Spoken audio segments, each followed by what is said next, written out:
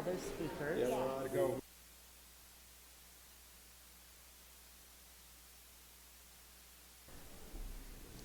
right, ready? You ready? Okay. Good morning, everyone. First thing I want to do is recognize the council members who are here. We have Councilmember Richard Maloney, Councilmember Chuck Ellinger, and Councilmember Kathy Ploman. We appreciate you being here. And I also want to recognize my Commissioner of Public Safety, Ken Armstrong, who I think is in the house, and my Commissioner of Social Services, Casey Allen Bryant. Thank you. So also joining me today is Stephanie Threakston, a member of our Social Services Department who works on domestic violence prevention, and Whit Whitaker, Executive Director of the Lyric Theater and Cultural Arts Center. I often talk about the power of partnerships. Another powerful partnership with members from across our city is at the heart of the announcement we're making today. A group including members of the Domestic and Sexual Violence Prevention Coalition that has come together to highlight the need to work together to stop domestic violence. Whit is a member of this partnership. Thank you. And I'm going to call on Stephanie first to introduce some other members of the partnership who have joined us. Stephanie? Welcome. Thank you. Thank you so much. So there were about 25 members of the community that participated in this campaign, and I just want to recognize some that are here today. Please feel free to go talk to them and ask them why they think it was important to participate. So we have Kim Conley, who is a teacher and a musician in town. Mark Davis, the pastor at First Presbyterian. Diane Fleet, the Assistant Director of Greenhouse 17 and the Chair of the Domestic and Sexual Violence Prevention Coalition. Judge Denotra Gunther from Fayette District Court, and Judge Lindsay Hughes Thurston from Fayette District Court. Weta Michael, I'm sure you all know her, restaurateur and chef in Lexington. Darlene Thomas, Executive Director of Greenhouse 17. Whit Whitaker, Executive Director at the Lyric Theater and Cultural Arts Center. And Dan Wu, businessman and community activist. Did I miss anyone who is in the campaign? Okay. And then I want to thank, because it took a lot of people to get all these people together, and I want to thank the members of the coalition that were involved, including Hillary Bickle-Sykes, Angie Wallace, Kathy Ploman, Councilmember Kathy Ploman, Don Runyon from Green Dot Lexington. Mayhan Multimedia played a big role in getting this production together, and Kimberly Baird, our new Commonwealth attorney. So thank you all so much for all of your help in putting this together. Thank you very much, Stephanie. And also thanks to all of you who came, whether you're on the coalition or not on the coalition. If you're here, you're a supporter. So thank you very much. So we're going to hear from Stephanie again in just a minute, but the city has had a focus on domestic violence for many years, and we're very proud of the work of the Domestic and Sexual Violence Prevention Coalition and also of the work our police department does. This year, we have had a significant increase, as many of you know, in the number of homicides related to domestic violence. About 1/3 of our homicides in Lexington this year are related to domestic violence. Last year at this time, we had 0 homicides related to domestic violence. This is a huge increase. We are taking action. We've started working with a public awareness campaign called It's Time. It's time to get honest about domestic violence, and it's time to be public about it.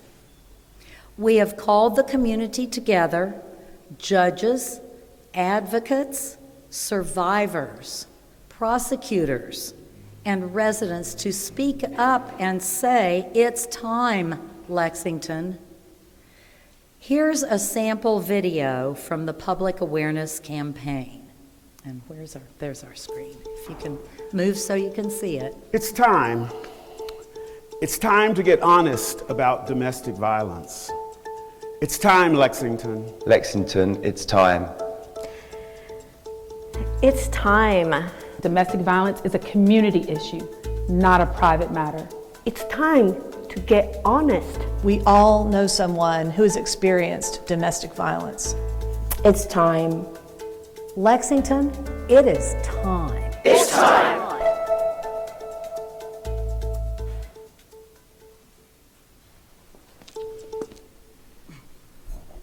Thank you for your attention to that. This is the first time this has been viewed.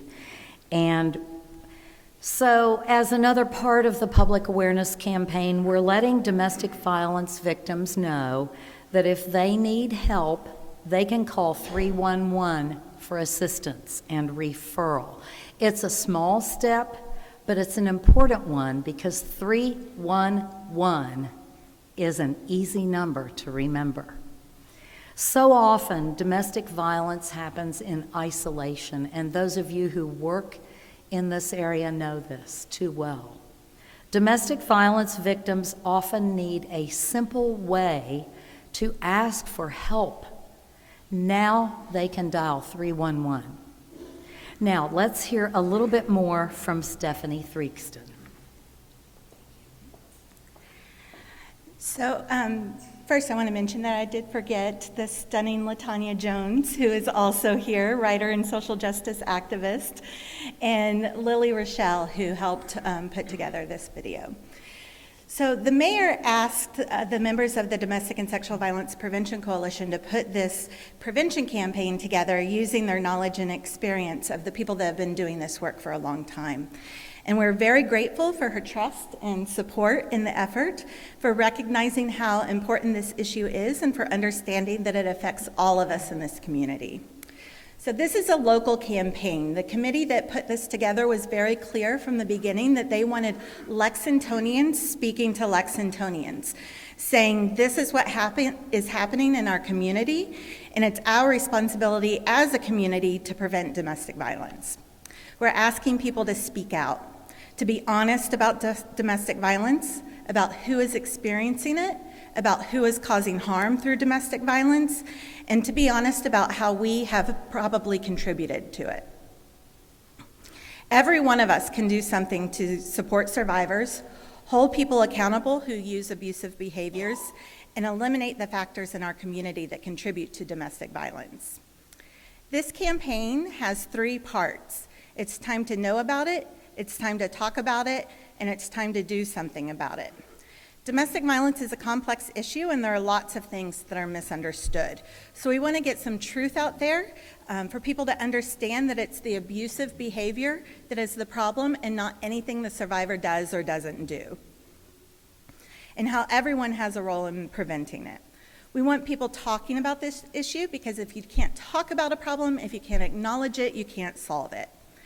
And so we are encouraging people to start conversations in their workplaces, communities, and neighborhoods. And it's time to do something about domestic violence. There are many things individuals can do to help prevent domestic violence, and many of which are listed on our new website, www.itstimelexington.org.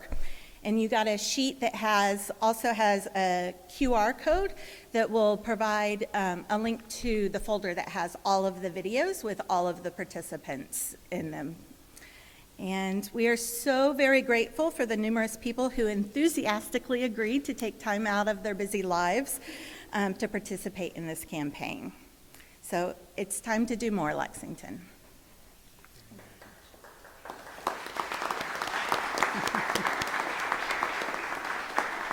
Thank you so much, Stephanie. Stephanie works in this space every day inside government. So now I'd like to ask Whit Whitaker if he can tell us why he thought it was important to be part of this partnership. Welcome. Thank you. I am a witness and in a household of domestic violence. And I can tell you it's important because no matter how adjusted you are or you think you are, it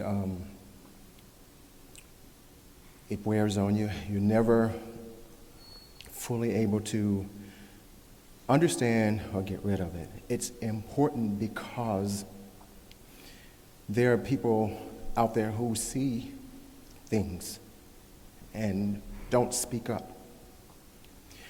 It is important for the victims that we protect them. It is important for those who are administering the violence that they get help. When you see something, hear something, say something, and do something, we are all part of this problem. We need to all be part of the solution. We can no longer stand back and not do anything or say anything. So it is important when you see domestic violence happening that you're quick to help the victims, quick to get help.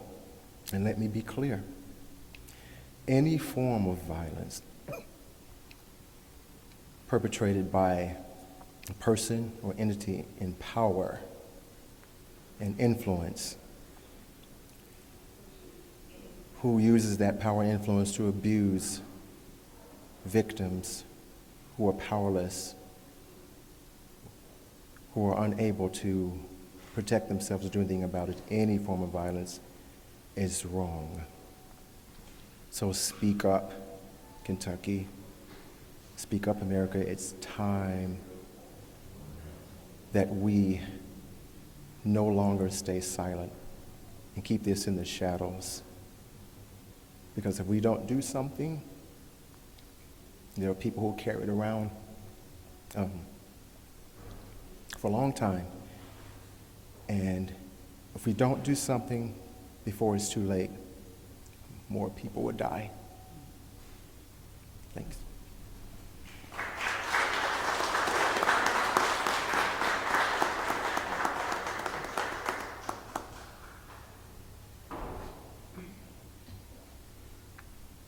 Thank you, Whit, for your powerful testimony. Stephanie wanted to recognize one more person.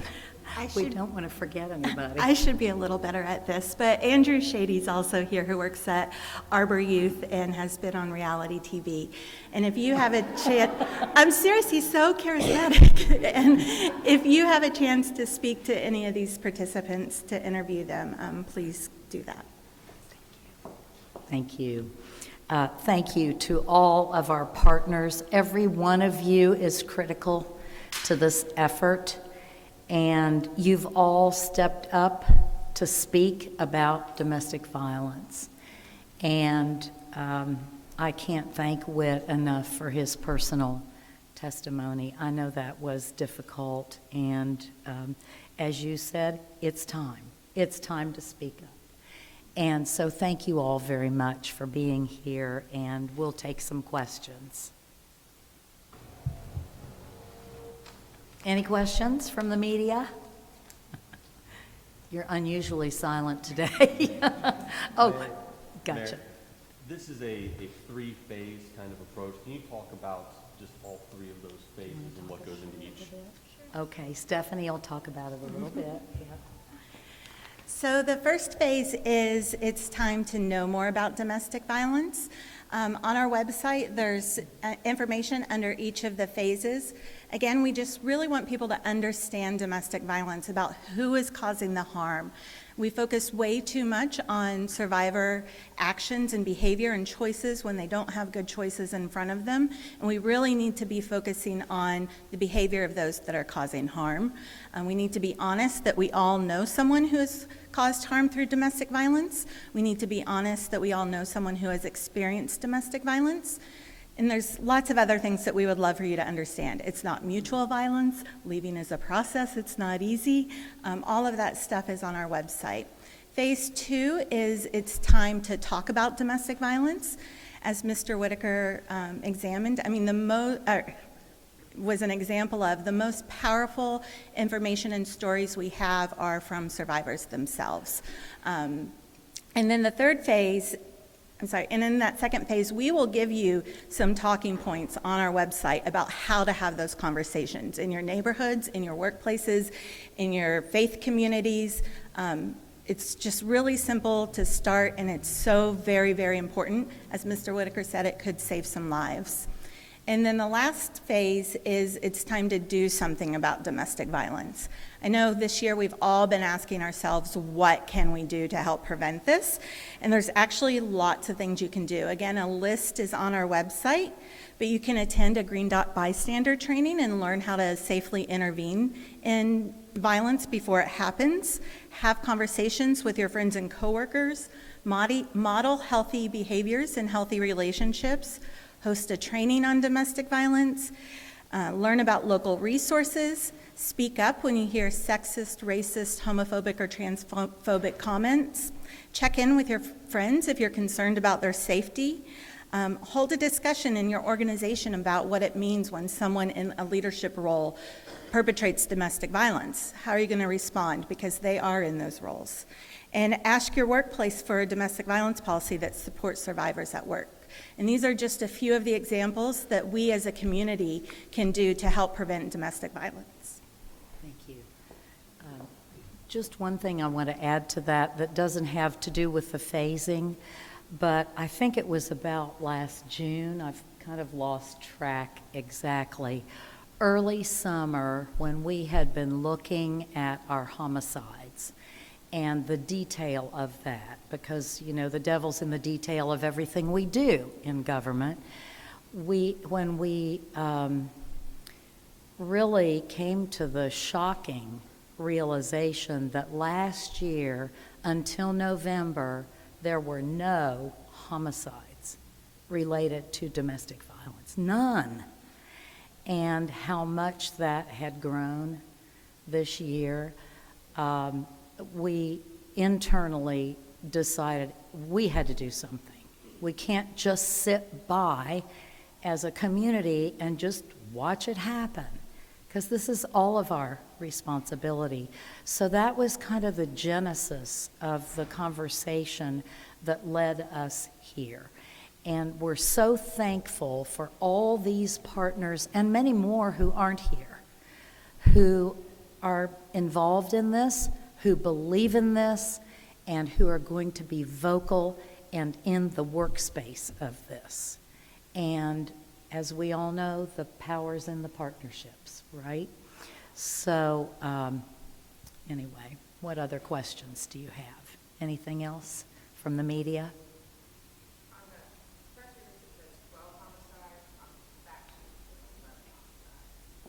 Well, that is my mistake. Yeah, I'm sorry. It's 12. It's 12. Mm-hmm. Yeah, it's 12 that we know were domestic violence related. You know, sometimes when there is, you know this, the media knows this, if there's a homicide, they don't always know right away, in fact, sometimes not for a while, whether it was domestic violence or not. But it is 12. The number is 12. Those are the numbers. We know in May there was a horrific incident when multiple family members were killed.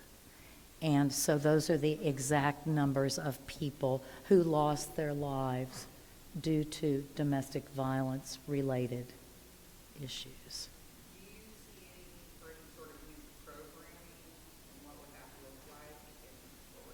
The question is, do I see a need for new programming? That's kind of what we're doing here. We have never done this as a community. We have never come together with this three-phase type approach. It's a big deal because we believe it's the right approach. And, you know, it's taken a lot of work by a lot of people to put this together and to put their good thinking behind this.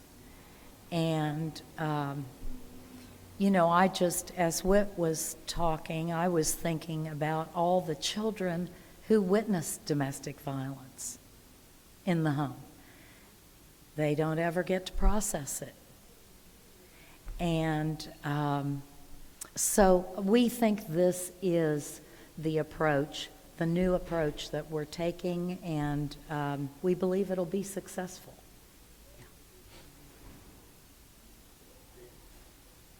Anything else? Media, do you have any other questions?